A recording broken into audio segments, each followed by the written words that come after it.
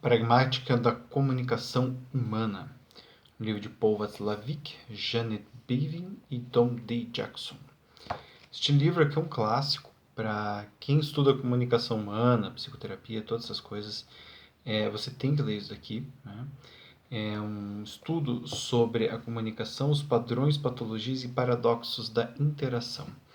Então, a ideia central deste livro é que muitos problemas eles não têm uma origem exatamente ontológica, ou seja, de causa, né? Não existe uma causa específica. A, entre aspas, causa seria, na verdade, a maneira pela qual as pessoas se relacionam. Então, em vez do porquê isso está assim, a ideia é explorar como esta interação acontece.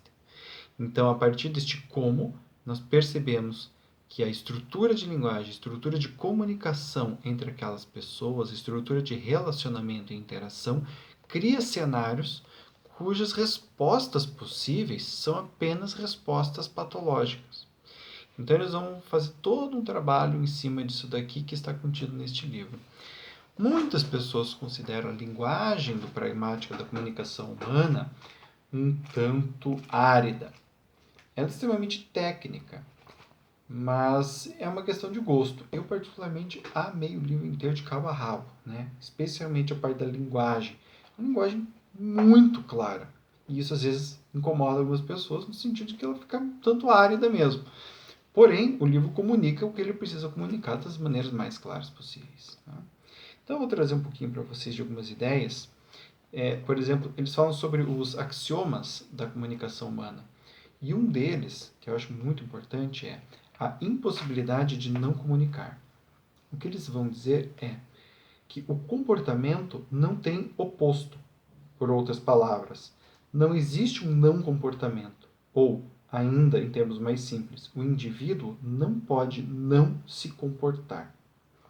Então, essa ideia ela é muito importante, porque muitas pessoas, diante de um determinado cenário, dizem, não sei o que eu fiz, não sei o que eu posso fazer, não sei lidar com essa situação.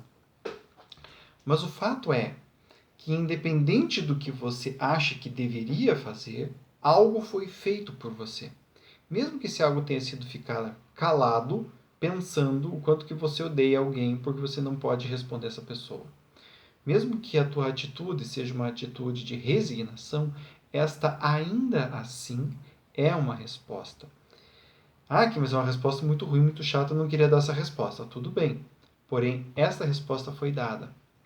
Ter esta percepção de que não existe não resposta, não existe não comportamento, que nós somos seres que se comportam e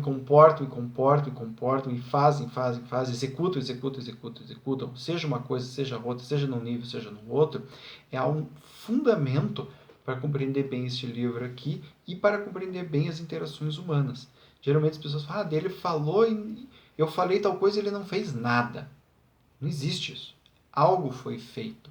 Não fiz nada. Geralmente quando a gente fala o outro não fez nada, a gente está querendo dizer ele não fez o que eu queria que ele fizesse, ou o que eu esperava que ele fizesse. Né? Então, mais tarde aqui no livro, eles vão falar sobre as patologias. E eu peguei uma patologia que tem a ver com a questão da impossibilidade de não comunicar.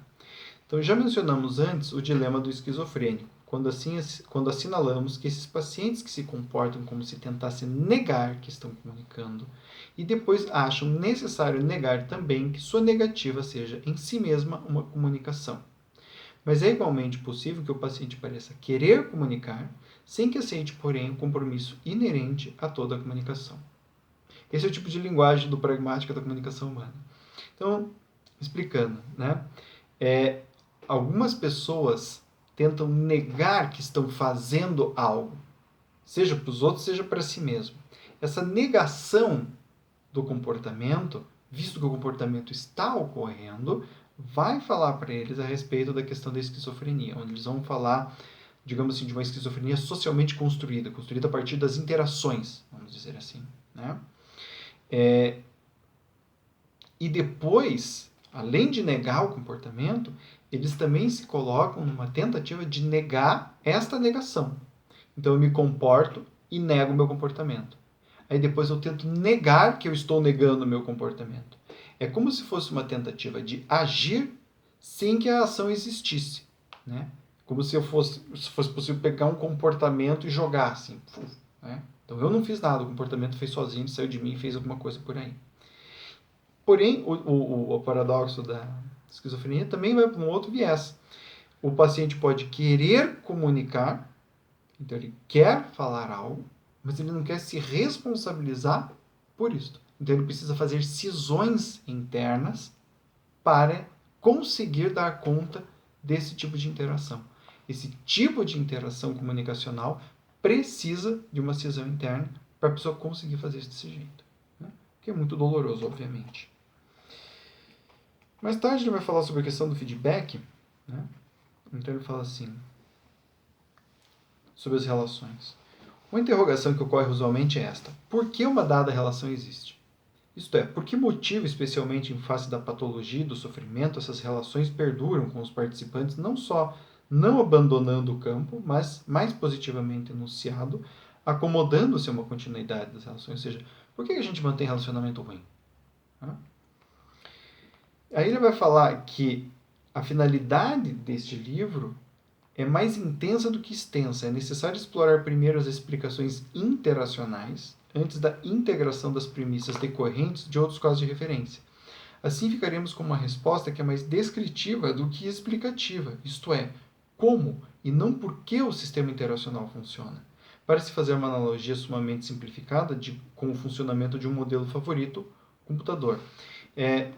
Então, o que ele vai trabalhar aqui, esse livro está embasado dentro da teoria cognitiva, e dentro da teoria cognitiva ali de primeira, segunda geração, em que o modelo computacional era algo muito importante, né?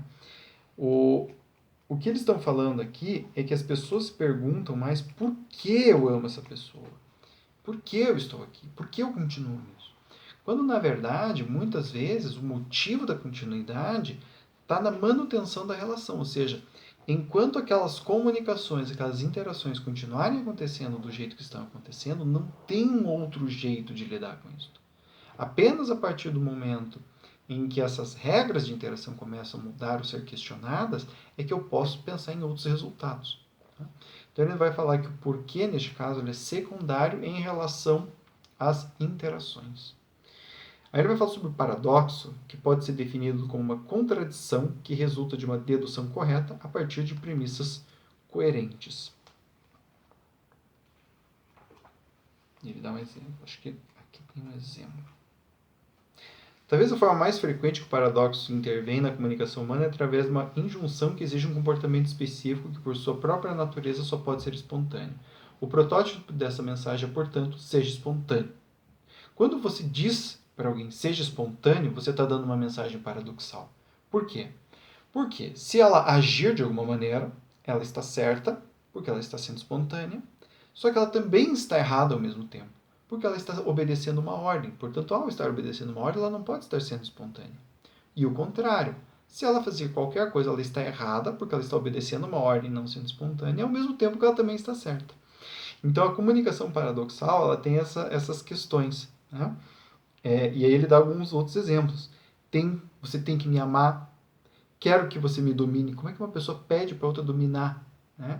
Quero que você mande em mim. Se eu estou te mandando mandar em mim, não tem como você mandar em mim. Sou eu que estou mandando em mim mesmo, né? Você deveria gostar de brincar com as crianças. Não seja tão obediente. Sabe que você tem toda a liberdade para ir, querido. Não te preocupe se eu começo a chorar, né?